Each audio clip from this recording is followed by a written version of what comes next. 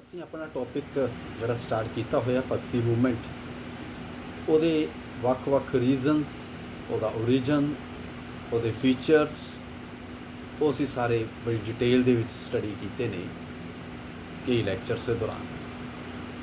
ਅੱਜ ਅਸੀਂ ਕੁਝ ਐਸੇ ਭਗਤੀ ਮੂਵਮੈਂਟ ਨਾਲ ਜੁੜੇ ਸੰਤਾਂ ਦੀ ਗੱਲ ਕਰਨੀ ਹੈ, ਜਾਂ ਇਸ ਤਰ੍ਹਾਂ ਕਹਿ ਸਕਦੇ ਹਾਂ ਕਿ ਜਿਨ੍ਹਾਂ ਨੇ ਭਗਤੀ ਅੰਦੋਲਨ ਵਿੱਚ ਆਪਣਾ ਯੋਗਦਾਨ ਦਿੱਤਾ। ਕੁਝ ਐਸੇ ਮਹਾਪੁਰਸ਼, ਐਸੇ ਸੇਂਟਸ, ਔਰ ਉਹਨਾਂ ਨੇ ਈਸ਼ਵਰ ਦੇ ਕੰਸੈਪਟ ਨੂੰ, ਆਤਮਾ ਦੇ ਕੰਸੈਪਟ ਨੂੰ, ਜੀਵਨ ਦੇ ਕੰਸੈਪਟ ਨੂੰ, ਭਗਤੀ ਦੇ ਕੰਸੈਪਟ ਨੂੰ ਕਿਸ ਤਰੀਕੇ ਦੇ ਨਾਲ ਦੇਖਿਆ, ਕਿਸ ਨਜ਼ਰੀਏ ਨਾਲ ਦੇਖਿਆ, ਔਰ ਕਿਸ ਤਰੀਕੇ ਦੇ ਨਾਲ ਉਹਨਾਂ ਨੇ ਆਮ ਲੋਕਾਂ 'ਚ ਉਸ ਨੂੰ ਫੈਲਾਉਣ ਦੀ ਕੋਸ਼ਿਸ਼ ਕੀਤੀ।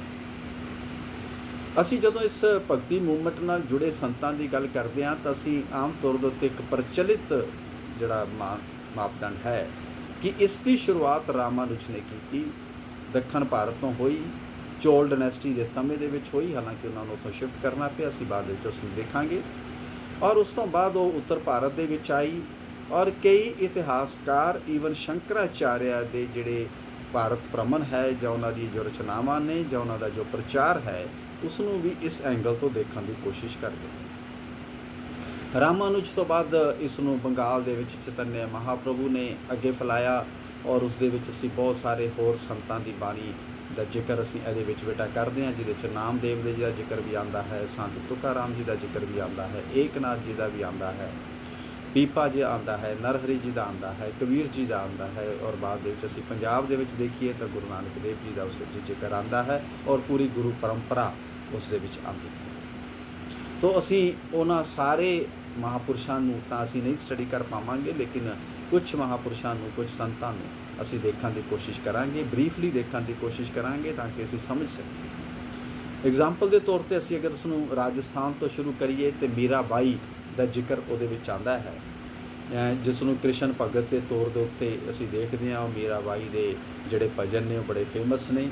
1498 ਦੇ ਵਿੱਚ ਮੀਰਾ ਦਾ ਜਨਮ ਹੁੰਦਾ ਹੈ, ਔਰ ਉਹਦੇ ਜਿਹੜੇ ਪਿਤਾ ਸੀਗੇ ਉਹ ਇੱਕ ਰਾਜ ਪਰਿਵਾਰ ਦੇ ਨਾਲ ਸੰਬੰਧਿਤ ਨੇ, ਔਰ ਜਿਹੜੀ ਮੀਰਾ ਹੈ ਉਹ ਕ੍ਰਿਸ਼ਨ ਭਗਤੀ ਦੇ ਵਿੱਚ ਲੈ ਲੈਂਦੀ ਹੈ। ਲੇਕਿਨ ਅਸੀਂ ਇਸ ਤੋਂ ਪਹਿਲਾਂ ਕਿ ਉਹਦੀ ਰਚਨਾਵਾਂ ਔਰ ਦੂਜੀਆਂ ਚੀਜ਼ਾਂ ਨੂੰ ਦੇਖਣ ਦੀ ਕੋਸ਼ਿਸ਼ ਕਰੀਏ ਤੇ ਅਸੀਂ ਦੇਖਦੇ ਹਾਂ ਕਿ ਜਿਹੜੀ ਮੀਰਾ ਹੈ ਉਸ ਦਾ ਜਨਮ ਜੋਧਪੁਰ ਦੇ ਜਿਹੜੇ ਰਾਜਾ ਸੀਗੇ ਉਹਨਾਂ ਦੇ ਪਰਿਵਾਰ ਦੇ ਵਿੱਚ ਹੋਇਆ, ਔਰ ਉਹਨਾਂ ਦੇ ਜਿਹੜੇ ਪਿਤਾ ਹੈ ਉਹਨਾਂ ਦਾ ਨਾਮ ਸੀਗਾ ਰਾਜਾ ਰਤਨ ਸਿੰਘ ਰਾਠੌਰ।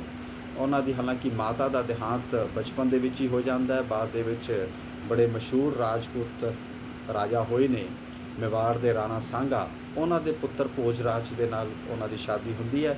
ਹਾਲਾਂਕਿ ਸ਼ਾਦੀ ਤੋਂ ਕੁਝ ਦੇਰ ਬਾਅਦ ਬੜੀ ਜਲਦੀ ਹੀ ਉਹਨਾਂ ਦਾ ਵੀ ਦੇਹਾਂਤ ਹੋ ਜਾਂਦਾ ਹੈ, ਔਰ ਦੋਨੋਂ ਤਰੀਕੇ ਦੀਆਂ ਪਰੰਪਰਾਵਾਂ ਚੱਲਦੀਆਂ ਨੇ। ਕੁਝ ਅਨੁਸਾਰ ਹੈ ਕਿ ਉਹ ਇਸ ਦੁੱਖ ਤੋਂ ਜਿਹੜਾ ਹੋ ਕੇ ਉਹਨਾਂ ਨੇ ਭਗਤੀ ਵੱਲ ਮਨ ਲੱਗਿਆ, ਪਰ ਕਈ ਦੂਜੀਆਂ ਜਿਹੜੇ ਜ਼ਿਆਦਾ ਲੋਕ ਕਥਾਵਾਂ ਦੇ ਵਿੱਚ ਪ੍ਰਚਲਿਤ ਹੈ ਉਹ ਹੈ ਕਿ ਬਚਪਨ ਤੋਂ ਹੀ ਜਿਹੜਾ ਉਹਨਾਂ ਦਾ ਮਨ ਸੀਗਾ ਉਹ ਕ੍ਰਿਸ਼ਨ ਭਗਤੀ ਦੇ ਵਿੱਚ ਲੀਨ ਸੀਗਾ, ਔਰ ਕਈ ਉਸ ਦੀਆਂ ਕਹਾਣੀਆਂ ਵੀ ਜੁੜਦੀਆਂ ਨੇ ਕਿ ਬਚਪਨ ਦੇ ਵਿੱਚ ਉਹਨਾਂ ਨੂੰ ਕਿਹਾ ਗਿਆ ਕਿ ਉਹ ਬੱਚੇ ਡੋਲਸ ਨਾਲ ਖੇਡਦੇ ਨੇ, ਗੁੱਡੇ ਗੁੱਡੀਆਂ ਨਾਲ, ਅਤੇ ਉਹ ਕ੍ਰਿਸ਼ਨ ਦੀ ਮੂਰਤੀ ਜਿਹੜੀ ਹੈ ਦਿੱਤੀ ਗਈ ਕਿ ਇਹੀ ਤੇਰਾ ਪਤੀ ਹੈਗਾ, ਅਤੇ ਉਹਨੇ ਉਹਨਾਂ ਨੂੰ ਉਸੇ ਵੇਲੇ ਉਸ ਨੂੰ ਅਡੋਪਟ ਕਰ ਲਿਆ। ਤੋ ਜਾਨੀ ਇਹ ਸਾਰੀਆਂ ਚੀਜ਼ਾਂ ਆਮ ਤੌਰ ਦੇ ਉੱਤੇ ਜੁੜ ਵੀ ਜਾਇਆ ਕਰਦੀਆਂ ਨੇ, ਕਿਉਂਕਿ ਮੇਨ ਇਸ਼ੂ ਇਹ ਸੀਗਾ ਕਿ ਉਹਨਾਂ ਦਾ ਮਨ ਭਗਤੀ ਦੇ ਵਿੱਚ ਲੀਨ ਸੀ, ਔਰ ਕ੍ਰਿਸ਼ਨ ਭਗਤੀ ਦੇ ਰਾਹੀਂ ਉਹਨਾਂ ਨੇ ਈਸ਼ਵਰ ਨੂੰ ਪ੍ਰਾਪਤ ਕਰਨ ਦੀ ਜਿਹੜੀ ਹੈਗੀ ਹੈ ਕੋਸ਼ਿਸ਼ ਕੀਤੀ। ਔਰ ਸਾਹਿਤ ਦੇ ਵਿੱਚ ਉਹਨਾਂ ਦੀ ਬਹੁਤ ਵੱਡੀ ਕੰਟਰੀਬਿਊਸ਼ਨ ਹੈਗੀ ਆ। ਬੜੇ ਉਹਨਾਂ ਦੇ ਪ੍ਰਸਿੱਧ ਰਚਨਾਵਾਂ ਨੇ। ਰਾਗ ਗੋਵਿੰਦ ਹੈ, ਗੀਤ ਗੋਵਿੰਦ ਦਾ ਟੀਕਾ ਹੈ, ਨਰਸੀ ਜੀ ਦਾ ਮਾਇਆ ਹੈ, ਪਦਮਾਵਲੀ ਜਿਹੜੀ ਹੈਗੀ ਆ ਉਹਨਾਂ ਦੀ ਬਹੁਤ ਹੀ ਪ੍ਰਸਿੱਧ ਜਿਹੜੀ ਹੈ ਉਹ ਰਚਨਾ ਹੈ, ਔਰ ਕ੍ਰਿਸ਼ਨ ਭਗਤੀ ਦੇ ਵਿੱਚ ਹੀ ਕਰਕੇ ਉਹਨਾਂ ਦੇ ਜਿਹੜੇ ਦੋਹੇ ਵੀ ਬੜੇ ਫੇਮਸ ਹੋਏ ਨੇ। ਮੇਰਾ ਤੋਂ ਗਿਰਦਰ ਗੋਪਾਲ ਤੋਂ ਬਿਨਾਂ ਮੇਰਾ ਕੋਈ ਨਹੀਂ। ਤੋ ਇਸ ਤਰੀਕੇ ਦੇ ਜਿਹੜੇ ਉਹਨਾਂ ਦੇ ਗੀਤ ਨੇ ਉਹ ਵੀ ਬੜੇ ਪ੍ਰਚਲਿਤ ਹੋਏ, ਔਰ ਉਹਨਾਂ ਦੇ ਨਾ ਗੀਤਾਂ ਦੇ ਵਿੱਚ ਸਾਨੂੰ ਸਿਰਫ ਭਗਤੀ ਦਾ ਹੀ ਕੰਸੈਪਟ ਨਜ਼ਰ ਨਹੀਂ ਆਉਂਦਾ। ਉਰੇ ਮੈਂ ਦੱਸਾਂ ਕਿ ਜਦੋਂ ਅਸੀਂ ਇਹਨਾਂ ਭਗਤੀ ਦੀ ਗੱਲ ਕਰਦੇ ਹਾਂ, ਔਰ ਇਹਨਾਂ ਚੀਜ਼ਾਂ ਨੂੰ ਅਸੀਂ ਦੇਖਣ ਦੀ ਕੋਸ਼ਿਸ਼ ਕਰਾਂਗੇ ਤਾਂ ਅਸੀਂ ਇਹ ਦੇਖਦੇ ਹਾਂ ਕਿ ਭਗਤੀ ਦਾ ਉਰੇ ਕੰਸੈਪਟ ਇਹ ਨਿਕਲਦਾ ਹੈ ਕਿ ਇੱਕ ਸਵਾਮੀ ਅਤੇ ਇੱਕ ਉਹਦਾ ਦਾਸ, ਇਹ ਵੀ ਇੱਕ ਫੀਚਰ ਆਉਂਦਾ ਹੈ।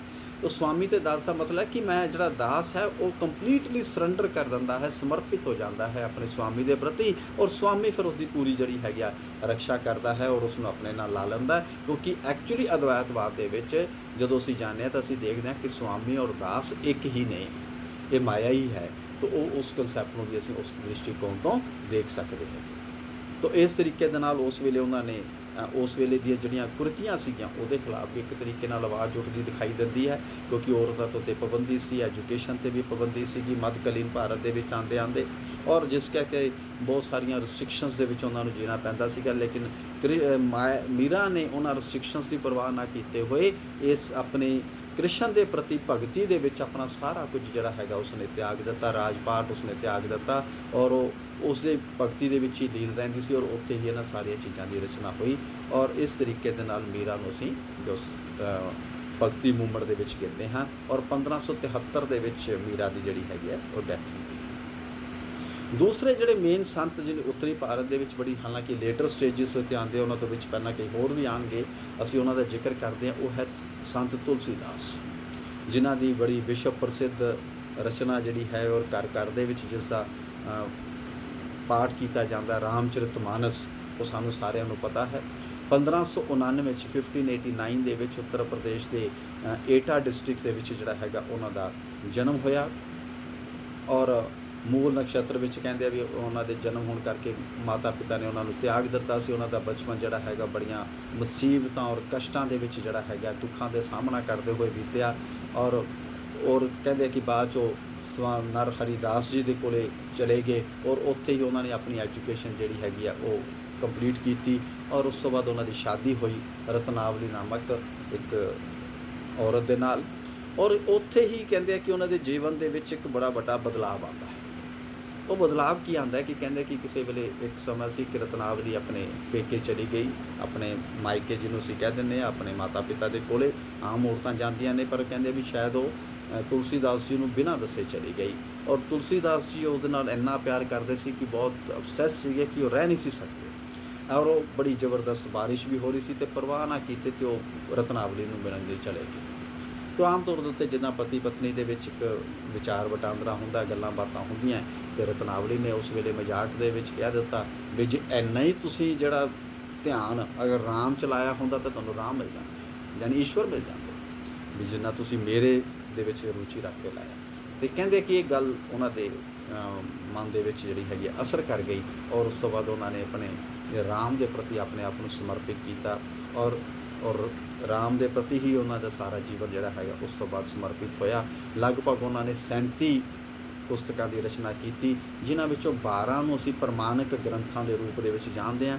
ਰਾਮਚਰਿਤਮਾਨਸ ਦਾ ਅਸੀਂ ਜ਼ਿਕਰ ਕੀਤਾ ਹੈ। ਇਸ ਤੋਂ ਇਲਾਵਾ ਬਿਰਾਗ ਹੈ, ਸੰਦੀਪਨੀ ਹੈ, ਦੁਹਾਵਲੀ ਹੈ, ਗੀਤਾਵਲੀ ਹੈ, ਕ੍ਰਿਸ਼ਨ ਗੀਤਾਵਲੀ ਹੈ, ਕਵਿਤਾਵਲੀ ਹੈ, ਵਿਨੈ ਪਤਰਿਕਾ ਹੈ, ਪਾਰਵਤੀ ਮੰਗਲ ਹੈ, ਜਾਨਕੀ ਮੰਗਲ ਹੈ, ਰਾਮ ਗਿਆ ਪ੍ਰਸ਼ਨ ਹੈ, ਵਰਤਾ ਰਾਮਾਇਣ ਹੈ, ਰਾਮ ਲਲਾ ਹੈ ਤੇ ਹੋਰ ਇਸ ਤਰੀਕੇ ਦੀਆਂ ਰਚਨਾਵਾਂ ਉਹਨਾਂ ਨੇ ਕੀਤੀਆਂ ਔਰ ਉਹਨਾਂ ਨੇ ਸਾਰੀਆਂ ਇਹਨਾਂ ਰਚਨਾਵਾਂ ਦੇ ਅੰਦਰ ਖਾਸ ਤੌਰ ਦੇ ਉੱਤੇ ਰਾਮਚਰਿਤਮਾਨਸ ਦੇ ਵਿੱਚ ਜਾਤ ਪਾਤ ਦਾ ਖੰਡਨ ਕੀਤਾ, ਔਰਤਾਂ ਦੇ ਸਮਾਨ ਦੀ ਗੱਲ ਕੀਤੀ, ਬਲੀਆਂ ਜਾਦੂ ਟੋਣਿਆਂ ਆਦੀਆਂ ਦਾ ਉਹਨਾਂ ਨੇ ਇਹਦੇ ਵਿੱਚ ਆਪਣੀਆਂ ਰਚਨਾਵਾਂ ਦੇ ਵਿੱਚ ਜਿਹੜਾ ਹੈਗਾ ਖੰਡਨ ਕੀਤਾ, ਜਿਹੜੀਆਂ ਕਿ ਉਸ ਵੇਲੇ ਬੜੀਆਂ ਪ੍ਰਚਲਿਤ ਸਨ। ਔਰ ਈਵਨ ਜੋ ਹਿੰਦੂ ਮੁਸਲਿਮ ਦੇ ਵਿੱਚ ਇੱਕ ਨਫ਼ਰਤ ਦੀ ਭਾਵਨਾ ਵੀ ਜਿਹੜੀ ਉਸ ਵੇਲੇ ਜਨਮ ਲੈ ਚੁੱਕੀ ਸੀ ਔਰ ਫੈਲ ਚੁੱਕੀ ਸੀਗੀ, ਉਹਦੇ ਉੱਤੇ ਵੀ ਉਹਨਾਂ ਨੇ ਕਿਹਾ ਵੀ ਨਹੀਂ, ਧਰਮ ਦੇ ਵਿੱਚ ਇਹ ਚੀਜ਼ਾਂ ਨਹੀਂ ਸਿਖਾਉਂਦਾ ਤਾਂ ਆਪਸ 'ਚ ਜਿਹੜਾ ਹੈਗਾ ਮਿਲ ਜੁਲ ਕੇ ਰਹਿਣਾ ਚਾਹੀਦਾ ਹੈਗਾ।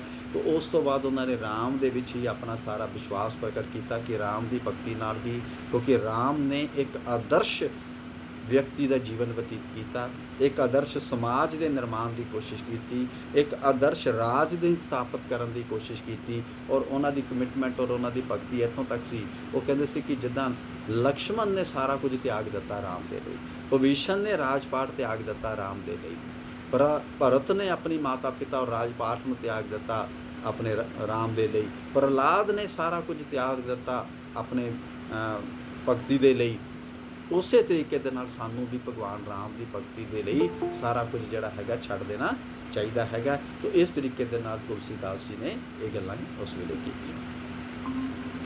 ਜਦੋਂ ਅਸੀਂ ਇਸ ਭਗਤੀ ਮੂਵਮੈਂਟ ਦੀ ਬੈਕਗਰਾਊਂਡ ਦੇ ਵਿੱਚ ਜਾਣ ਦੀ ਕੋਸ਼ਿਸ਼ ਕਰਦੇ ਹਾਂ ਤਾਂ ਜਿਹੜੇ ਇੱਕ ਸਭ ਤੋਂ ਪੁਰਾਣੇ ਸੰਤ ਜਿਨ੍ਹਾਂ ਦਾ ਜ਼ਿਕਰ ਸਾਡੇ ਸਾਹਮਣੇ ਆਉਂਦਾ, ਹਾਲਾਂਕਿ ਭਗਤੀ ਮੂਵਮੈਂਟ ਜਿਹੜਾ ਦੌਰ ਅਸੀਂ ਗਿਣਦੇ ਹਾਂ ਉਹ ਮੱਧਕਾਲੀਨ ਭਾਰਤ ਦਾ ਦੌਰ ਹੈ, ਮਿਡਲ ਈਰਾ ਉਹਨੂੰ ਅਸੀਂ ਕਹਿ ਦਿੰਦੇ ਹਾਂ ਆਪਣੇ ਇਤਿਹਾਸ ਦੇ ਐਂਗਲ ਤੋਂ, ਇਤਿਹਾਸ ਦੇ ਦ੍ਰਿਸ਼ਟੀਕੋਣ ਤੋਂ।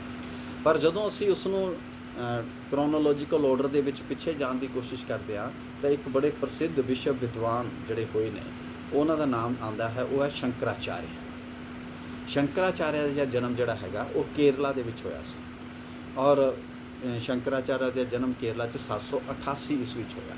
ਯਾਨੀ ਆਮ ਤੌਰ ਦੇ ਉੱਤੇ ਅਸੀਂ ਜਿਹੜੀ ਭਗਤੀ ਮੂਵਮੈਂਟ ਉਹ 1200 1300 ਜਾਂ 1100 ਤੋਂ ਬਾਅਦ ਗਿਣਦੇ ਹਾਂ, ਲੇਕਿਨ ਉਹਨਾਂ ਦਾ ਜਨਮ 788 ਈਸਵੀ ਦੇ ਵਿੱਚ ਹੋਇਆ। ਔਰ ਉਹਨਾਂ ਦੇ ਜਿਹੜੇ ਫਾਦਰ ਸੀਗੇ, ਕਿਉਂਕਿ ਉਹ ਸ਼ੰਕਰ ਦੇਵਤਾ ਦੀ ਭਗਵਾਨ ਦੀ ਪੂਜਾ ਕਰਦੇ ਸਨ, ਇਸ ਕਰਕੇ ਉਹਨਾਂ ਨੇ ਆਪਣੇ ਬੱਚੇ ਦਾ ਨਾਮ ਵੀ ਸ਼ੰਕਰ ਰੱਖ ਦਿੱਤਾ। ਹਾਲਾਂਕਿ ਉਹਨਾਂ ਦੇ ਆਪਣੇ ਪਿਤਾ ਦਾ ਨਾਮ ਸ਼ਿਵ ਗੁਰੂ ਸੀ ਅਤੇ ਮਾਤਾ ਦਾ ਨਾਮ ਅਰਿਅੰਬਾ ਸੀਗਾ।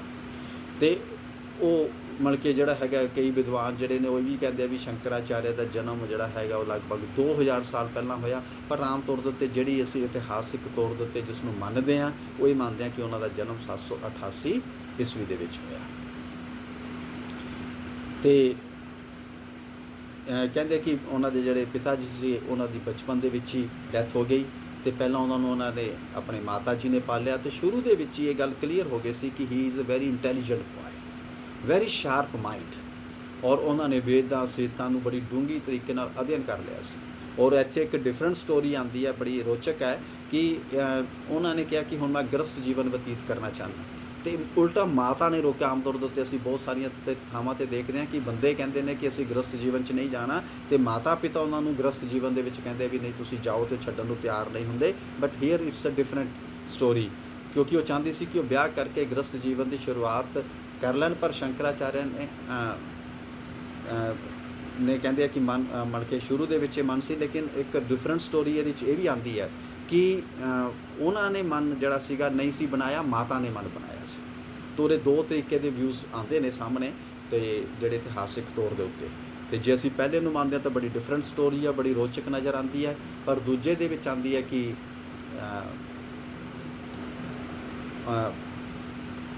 ਮਾਤਾ ਨੂੰ ਜਿਹੜਾ ਹੈਗਾ ਇਸ ਗੱਲ ਦਾ ਦੁੱਖ ਹੋਇਆ ਕਿ ਉਹ ਗ੍ਰਸਤ ਜੀਵਨ ਦੀ ਬਜਾਏ ਉਹ ਆਪਣਾ ਧਿਆਨ ਜਿਹੜਾ ਹੈਗਾ ਵਿਦਵਤਾ ਵਾਲੇ ਪਾਸੇ ਔਰ ਦੂਸਰੇ ਸਟੱਡੀ ਔਰ ਅਧਿਐਨ ਵਾਲੇ ਪਾਸੇ ਲਗਾਉਣਾ ਚਾਹੁੰਦੇ। ਤੋ ਇਸ ਕੇ ਤਰੀਕੇ ਦੇ ਨਾਲ ਸ਼ੰਕਰਾਚਾਰਿਆ ਦਾ ਪਾਲਣ ਪੋਸ਼ਣ ਹੋਇਆ। ਔਰ ਉਸ ਤੋਂ ਬਾਅਦ ਬੇਟਾ ਉਹਨਾਂ ਨੇ ਜਿਹੜੀ ਹੈਗੀ ਹੈ ਕਹਿੰਦੇ ਆ ਕਿ ਸੰਨਿਆਸ ਲੈਣ ਦੀ ਜਿਹੜੀ ਹੈ ਇੱਛਾ ਜ਼ਾਹਰ ਕੀਤੀ, ਔਰ ਉਹਦੇ ਲਈ ਵਿੰਧਿਆਚਲ ਪਰਬਤ ਤੱਕ ਆਏ। ਔਰ ਵਿੰਧਿਆਚਲ ਪਰਬਤ ਦੇ ਵਿੱਚ ਗੌੜਪਾਦ ਦੇ ਜਿਹੜੀ ਸ਼ਿਸ਼ ਪਰੰਪਰਾ ਦੇ ਗੋਬਿੰਦ ਭਗਵਨ ਪਾਦ ਨੂੰ ਉਹਨਾਂ ਨੇ ਆਪਣਾ ਗੁਰੂ ਧਾਰਿਆ, ਔਰ ਉਹਨਾਂ ਕੋਲੋਂ ਕਾਫੀ ਸਿੱਖਿਆ ਅਧਿਐਨ ਕੀਤੀ, ਈਵਨ ਯੋਗ ਦਾ ਅਧਿਐਨ ਉੱਥੋਂ ਕੀਤਾ। ਉਸ ਤੋਂ ਬਾਅਦ ਉਹ ਕਾਸ਼ੀ ਚਲੇ ਗਏ, ਜਿਹੜੀ ਕਿ ਇੱਕ ਬੜੀ ਫੇਮਸ ਪਲੇਸ ਹੋਇਆ ਕਰਦੀ ਸੀ ਪੁਰਾਣੇ ਸਮੇਂ ਦੇ ਅੰਦਰ ਐਜੂਕੇਸ਼ਨ ਦੇ ਨਾਲ ਸੰਬੰਧਿਤ। ਅਸੀਂ ਆਮ ਤੌਰ 'ਤੇ ਜਿੰਨੇ ਪੁਰਾਣੇ ਸੰਤ ਮਹਾਤਮਾ ਦੇਖਾਂਗੇ, ਅਸੀਂ ਦੇਖਾਂਗੇ ਕਿ ਉਹਨਾਂ ਨੇ ਸਾਰਿਆਂ ਨੇ ਕਾਸ਼ੀ ਵਿਜ਼ਿਟ ਕੀਤੀ। ਕਈਆਂ ਨੇ ਪੜ੍ਹਨ ਦੇ ਲਈ, ਔਰ ਕਈਆਂ ਨੇ ਆਪਣੀ ਵਿਦਵਤਾ ਦੇ ਸਹਾਰੇ ਉੱਥੇ ਵਿਚਾਰ ਵਟਾਂਦਰਾ ਕਰਨ ਦੇ ਲਈ, ਡਿਬੇਟ ਕਰਨ ਦੇ ਲਈ ਉੱਥੇ ਜਿਹੜੀ ਹੈਗੀ ਹੈ ਉੱਥੇ ਗਏ। ਤਾਂ ਉੱਥੇ ਜਾ ਕੇ ਵੀ ਉਹਨਾਂ ਨੇ ਅਧਿਐਨ ਵੀ ਕੀਤਾ, ਔਰ ਉੱਥੇ ਉਹਨਾਂ ਦਾ ਜਿਵੇਂ ਕਹਿੰਦੇ ਆ ਕਿ ਵਿਚਾਰ ਵਟਾਂਦਰਾ ਵੀ ਹੋਇਆ, ਜਿਹਨੂੰ ਡਿਬੇਟਸ ਕਹਿ ਦਿੰਦੇ ਨੇ। ਅਤੇ ਉਸ ਤਰੀਕੇ ਦੇ ਨਾਲ ਉਹਨਾਂ ਦੇ ਜਿੱਥੇ ਜਿੱਥੇ ਉਹ ਗਏ, ਵਿਦਵਤਾ ਦੇ ਕਰਕੇ ਉਹਨਾਂ ਦਾ ਜਿਵੇਂ ਕਹਿੰਦੇ ਵੀ ਡੰਕਾ ਬੋਲਣ ਲੱਗ ਗਿਆ, ਬੜੀ ਪ੍ਰਸਿੱਧੀ ਇੱਕਦਮ ਹੋਣ ਲੱਗ ਗਈ। ਬੜੀ ਛੋਟੀ ਉਮਰ ਦੇ ਵਿੱਚ ਹੀ ਸਾਰੀਆਂ ਚੀਜ਼ਾਂ ਜਿਹੜੀਆਂ ਸੀਗੀਆਂ ਉਹਨਾਂ ਨੂੰ ਯਾਦ ਸੀਗੀਆਂ। ਤਾਂ ਉਹ ਪੂਰੇ ਹਿੰਦੁਸਤਾਨ ਦੇ ਵਿੱਚ ਉਹਨਾਂ ਨੇ ਭ੍ਰਮਣ ਕੀਤਾ, ਔਰ 4 ਮਠਾਂ ਦੀ ਸਥਾਪਨਾ ਕੀਤੀ। ਜਿੱਥੇ ਉਹਨਾਂ ਦਾ ਜਨਮ ਹੋਇਆ ਉੱਥੇ ਸ਼ਿੰਗੇਰੀ ਮੱਠ ਹੈ, ਪੱਛਮ ਦੇ ਵਿੱਚ ਦਵਾਰਕਾ ਮੱਠ ਹੈ, ਪੂਰਬ ਦੇ ਵਿੱਚ ਜਗਨਨਾਥਪੁਰੀ ਮੱਠ ਹੈ, ਔਰ ਉੱਤਰ ਦੇ ਵਿੱਚ ਬਦਰੀਨਾਥ ਮੱਠ ਹੈ। ਉਹਨਾਂ ਨੇ ਹਿੰਦੂ ਧਰਮ ਦੇ ਵੇਦ, ਉਪਨਿਸ਼ਦ ਔਰ ਜਿੰਨੇ ਧਾਰਮਿਕ ਗ੍ਰੰਥ ਸੀਗੇ, ਉਹਨਾਂ ਦੇ ਉੱਤੇ ਸਾਰਿਆਂ ਨੇ ਉਹਨਾਂ ਨੇ ਆਪਣੀ ਜਿਹੜੀ ਹੈਗੀ ਆ ਉਹਦੇ 'ਤੇ ਟੀਕੇ ਵੀ ਲਿਖੇ, ਔਰ ਉਹਨਾਂ ਦੀਆਂ ਜਿਹੜੀਆਂ ਰਚਨਾਵਾਂ ਬੜੀਆਂ ਪ੍ਰਸਿੱਧ ਹੋਈਆਂ। ਔਰ ਕਿਉਂਕਿ ਉਹ ਜਿੱਥੇ ਵੀ ਜਾਂਦੇ ਸੀ ਲੋਕ ਉਹਨਾਂ ਨੂੰ ਮੰਨਣ ਲੱਗ ਪੈਂਦੇ ਸੀ। ਬੜੀ ਛੋਟੀ ਜਿਹੀ ਉਮਰ ਸੀ, ਔਰ ਤੁਸੀਂ ਦੇਖੋ ਕਿ 32 ਸਾਲ ਦੀ ਉਮਰ ਦੇ ਵਿੱਚ ਤਾਂ ਉਹਨਾਂ ਦੀ ਡੈਥ ਹੋ ਗਈ ਇਨ 732 'ਚ। ਅਤੇ ਉਸ ਤੋਂ ਪਹਿਲਾਂ ਹੀ ਲੋਕ ਇੰਨੇ ਉਹਨਾਂ ਤੋਂ ਪ੍ਰਭਾਵਿਤ ਹੋ ਜਾਂਦੇ ਸੀ ਕਿ ਕੋਈ ਵੀ ਉਹਨਾਂ ਦੇ ਅੱਗੇ ਟਿਕ ਨਹੀਂ ਸੀ ਪਾਉਂਦਾ, ਅਤੇ ਲੋਕ ਉਹਨਾਂ ਨੂੰ ਜਗਤ ਗੁਰੂ ਕਹਿਣ ਲੱਗ ਗਏ ਸੀ। ਇਸ ਕਰਕੇ ਤੁਸੀਂ ਅੱਜ ਵੀ ਦੇਖੋਗੇ ਕਿ ਜਿਹੜੀ ਸ਼ੰਕਰਾਚਾਰਿਆ ਦੀ ਪਰੰਪਰਾ ਹੈ, ਜਿਨ੍ਹਾਂ ਨੂੰ ਦੰਡੀ ਸਵਾਮੀ ਕਹਿ ਦਿੰਦੇ ਨੇ, ਤੁਸੀਂ ਉੱਥੇ ਲਿਖਿਆ ਹੈ, ਲਿਖੋਗੇ ਅਜੇ ਵੀ ਲਿਖਿਆ ਜਾਂਦਾ ਹੈ ਜਗਤ ਗੁਰੂ ਸ਼ੰਕਰਾਚਾਰਿਆ। ਇਹ ਜਿਹੜੀ ਨੋਮਨਕਲੇਚਰ ਹੈਗੀ ਹੈ, ਇਹ ਉੱਥੋਂ ਦੀ ਉਹਨਾਂ ਦੇ ਨਾਲ ਜੁੜੀ। ਔਰ ਉਹਨਾਂ ਦੀ ਜ਼ਿੰਦਗੀ ਦੇ ਵਿੱਚ ਇੱਕ ਬੜਾ ਇਤਿਹਾਸਿਕ ਕਸ਼ਨ ਇਹ ਆਇਆ ਕਿ ਜਦੋਂ ਉਹਨਾਂ ਦੀ ਮਾਤਾ ਦੀ ਡੈਥ ਹੋਈ, ਜਦੋਂ ਮਾਤਾ ਦੀ ਡੈਥ ਹੋਈ ਤਾਂ ਉਹਨਾਂ ਨੇ ਆਪਣੀ ਮਾਂ ਦੇ ਕੋਲੇ ਚਲੇ ਗਏ।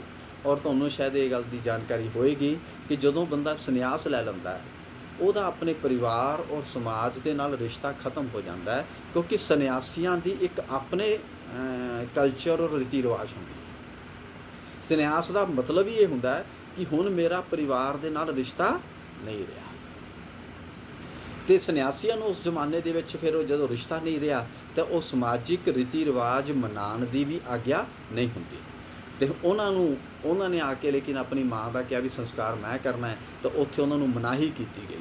ਤਾਂ ਉਹਨਾਂ ਨੇ ਬੇਟਾ ਆਪਣੇ ਘਰ ਦੇ ਚੌਂਕੇ ਵਿੱਚ ਹੀ ਮਾਤਾ ਦਾ ਸੰਸਕਾਰ ਕੀਤਾ ਔਰ ਉਸ ਤੋਂ ਬਾਅਦ ਉੱਥੇ ਇੱਕ ਪਰੰਪਰਾ ਪੈ ਗਈ ਕਿ ਲੋਕ ਆਪਣੇ ਘਰਾਂ ਦੇ ਚੌਂਕਿਆਂ ਦੇ ਵਿੱਚ ਜਿਹੜੇ ਸੰਸਕਾਰ ਜਿਹੜੇ ਆ ਉਹ ਕਰਨ ਲੱਗ ਪਏ ਔਰ 32 ਸਾਲ ਦੀ ਉਮਰ ਦੇ ਵਿੱਚ ਬੇਟਾ ਉਹਨਾਂ ਦੀ ਡੈਥ ਹੋ ਗਈ ਤੇ ਉਹਨਾਂ ਦੇ ਜਿਹੜਾ ਅਦਵੈਤਵਾਦ ਦਰਸ਼ਨ ਹੈ ਉਹ ਵਿਸ਼ਵ ਪ੍ਰਸਿੱਧ ਹੋਇਆ ਔਰ ਜਿਹਦੇ ਵਿੱਚ ਉਹ ਕਹਿੰਦੇ ਕਿ ਕੇਵਲ ਬ੍ਰਹਮ ਹੀ ਸੱਚ ਹੈ, ਉਹ ਅਦਵੈਤ ਅਤੇ ਨਿਰਗੁਣ ਹੈ ਤੇ ਜਿਹੜਾ ਉਹ ਸਰਗੁਣ ਜਾਂ ਸੀਮਤ ਰੂਪ ਵਿੱਚ ਜਿਹੜਾ ਦਿਖਾਈ ਦਿੰਦਾ ਹੈ ਉਹ ਇੱਕ ਮਾਇਆ ਹੈ, ਉਹੀ ਸਰਬ ਵਿਆਪੀ ਹੈ, ਉਹੀ ਸਰਬ ਸ਼ਕਤੀਮਾਨ ਹੈ, ਉਹੀ ਸਰਬ ਗੁਣਾਂ ਨਾਲ ਭਰਪੂਰ ਹੈ ਔਰ ਉਹਨੂੰ ਸਿੱਧ ਕਰਨ ਦੇ ਲਈ ਉਹ ਬਹੁਤ ਸਾਰੀਆਂ ਜਿਹੜੀਆਂ ਨੇ ਉਦਾਹਰਨਾਂ ਵੀ ਜਿਹੜੀਆਂ ਨੇ ਉਹ ਦਿੰਦੇ ਨੇ ਔਰ ਉਹ ਨਾਲੇ ਕਹਿੰਦੇ ਕਿ ਆਤਮਾ ਤੇ ਬ੍ਰਹਮਾ ਦੇ ਵਿੱਚ ਕੋਈ ਫਰਕ ਨਹੀਂ ਹੈ, ਯਾਨੀ ਉਹੀ ਹੈ, ਇੱਕੋ ਹੀ ਹੈ ਔਰ ਉਹੀ ਈਸ਼ਵਰ ਹੈ ਔਰ ਇਸ ਦੇ ਉੱਤੇ ਉਹਨਾਂ ਨੇ ਬਹੁਤ ਸਾਰੇ ਆਪਣੇ ਜਿਹੜੇ ਨੇ ਲੈਕਚਰਸ ਆ ਜਿਹੜੇ ਉਹਨਾਂ ਦੇ ਉਪਦੇਸ਼ ਸਾਨੂੰ ਦੇਖਣ ਨੂੰ ਮਿਲਦੇ ਹੈ ਔਰ ਜਿਹੜਾ ਜਗਤ ਉਹ ਕਹਿੰਦੇ ਸੰਸਾਰ ਹੈ ਇਹ ਇੱਕ ਮਾਇਆ ਹੈ, ਇਸ ਨੂੰ ਉਹਨਾਂ ਨੇ ਮਾਇਆ ਦਾ ਨਾਮ ਦਿੱਤਾ ਹੈ, ਜਿਹੜੀ ਝੂਠ ਹੈ, ਜਿਹੜੀ ਨਾਸ਼ਵਰ ਹੈ, ਇਹ ਬਦਲ ਜਾਂਦੀ ਹੈ। ਉਸ ਨੂੰ